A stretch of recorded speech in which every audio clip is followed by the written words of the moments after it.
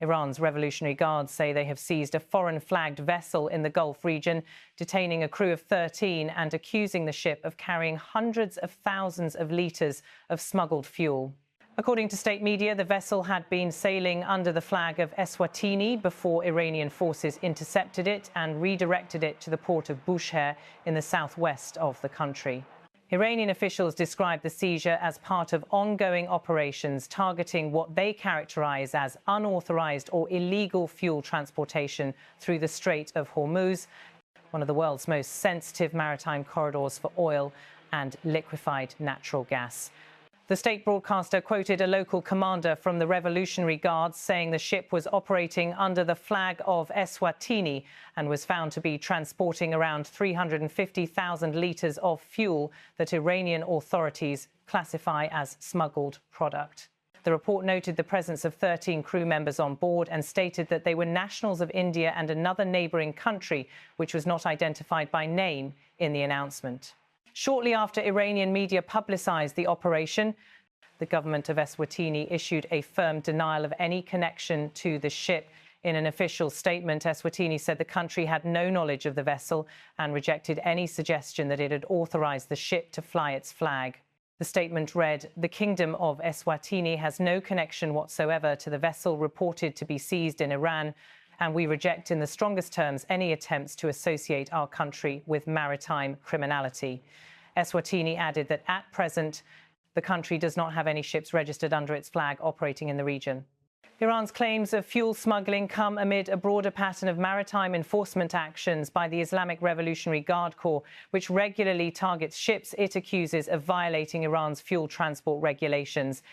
The Strait of Hormuz remains central to these operations due to its status as a global choke point linking Middle Eastern energy producers to international markets.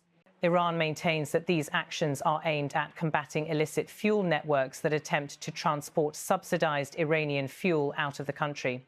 This latest seizure follows an earlier incident this month involving a Marshall Islands flagged oil tanker named the Talara. In that case, the Revolutionary Guards confirmed that they had intercepted the vessel while it was navigating through the Strait of Hormuz. Shortly after the seizure, the ship's managing company announced that Iran had later released the tanker and confirmed that its 21 crew members were safe. Prior to its release, Iranian sources reported that the ship had abruptly changed course toward Iranian waters, triggering the interception. According to the Iranian news agency Fars, the Talara had been carrying petrochemical products described as Iranian in origin. Fars reported that these products were allegedly being transported illegally toward Singapore.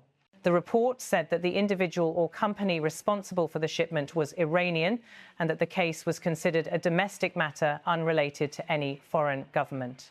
Fars emphasized that the seizure was not taken as a measure against any other nation, but was a purely local matter, reflecting Tehran's ongoing assertions that such detentions are focused on violations of Iranian law rather than geopolitical retaliation. Maritime security in the region remains complex, with tensions regularly involving multiple nationalities, private shipping companies, and different flag registries. In the past year, the Revolutionary Guards also intercepted another vessel described as having links to Israel. That operation took place following a deadly strike on Iran's consulate in Syria, an attack Tehran blamed on Israel. Iranian officials said the intervention was connected to security concerns tied to that incident. Although each case is framed differently, Iran continues to assert that its maritime enforcement actions are grounded in domestic law. The Strait of Hormuz, which sits between Iran and Oman, handles a significant portion of the world's energy exports. Because of its strategic importance, the waterway routinely becomes a focal point in regional tensions involving Iran, its neighbours, and international shipping companies. Iran has long enforced domestic restrictions aimed at curbing the smuggling of its subsidised fuel. These measures include monitoring vessel movements, flag registrations, cargo details, and destination ports. Iranian authorities frequently detain ships for what they define as irregularities or unlawful operations. In the current case, Iranian media maintain that the ship seized under the Eswatini flag was operating outside legal parameters and was transporting fuel in violation of Iran's internal regulations. The vessel was escorted to Bushehr, where it is now under the control of Iranian authorities. The status of the crew members has not been detailed beyond the initial report, and no public information has yet been released regarding potential charges or legal proceedings. The dispute over the ship's flag status has drawn particular attention. Maritime experts note that flag registries, particularly those managed by smaller nations, can sometimes be targets of fraudulent use or misrepresentation. Vessels may claim a flag state's identity even when not properly registered. Eswatini's government, however, made clear that no such authorization exists in this case. Its explicit denial underscores the need for international verification of ship registries when maritime incidents occur in contested waters. The Revolutionary Guards, as the ideological arm of Iran's military structure, carry out many of the country's maritime interdictions. Their operations often focus on fuel smuggling networks, which Iranian authorities claim cause significant economic losses due to the country's subsidized fuel prices. Iran argues that such smuggling operations undermine both national revenue and regional maritime norms. As part of these efforts, the Guards conduct patrols, inspections and vessel redirections throughout Iranian territorial waters and the approaches to the Strait of Hormuz. Details about the ship's ownership and its intended destination have not been released by Iranian state media. The report solely attributes the fuel cargo to smuggling activity and states that an investigation is underway.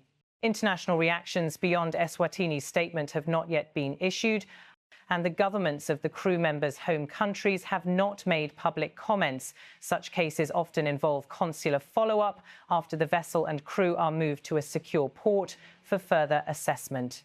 Iran's broader maritime enforcement approach frequently includes public announcements after each seizure.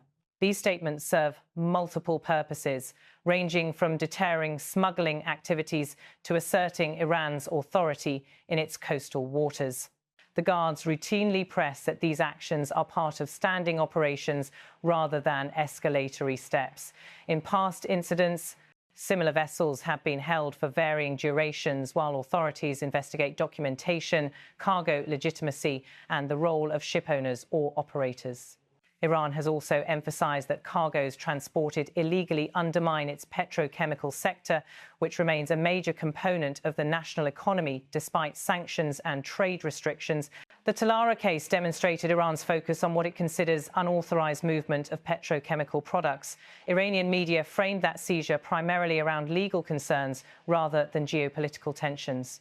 Officials highlighted that the cargo was tied to an Iranian entity, which they said reinforced the case as an internal legal issue. The subsequent release of the Talara suggests Iran periodically resolves such cases once investigations conclude or when documentation is clarified. In recent years, various regional and international actors have expressed concern about the frequency of vessel seizures near the Strait of Hormuz. While Iran asserts legal justification, shipping companies and foreign governments have repeatedly called for greater clarity, standardized protocols, and uninterrupted freedom of navigation. Maritime insurers track these cases closely, as each incident affects shipping risk assessments and insurance coverage for transits through the area. The latest seizure adds to a growing list of similar operations in the region, though each incident differs in cargo type, vessel registration, and the political environment surrounding the arrest. Iran's internal narrative maintains that smuggling activity is widespread and requires continual vigilance. Its security forces, especially the Revolutionary Guards, play a central role in enforcing maritime compliance. Iran's announcement did not address broader regional dynamics or interactions with foreign navies operating in the Gulf. The report was limited to the claim that the vessel was carrying smuggled fuel and that the crew had been detained. Bushehr, where the ship was taken, serves as one of Iran's key southwestern ports and hosts maritime enforcement infrastructure. The next steps typically involve cargo inspection, verification of ownership, and investigation into the legality of the shipping route. The situation also underscores the complex environment surrounding ship registries and the use of foreign flags.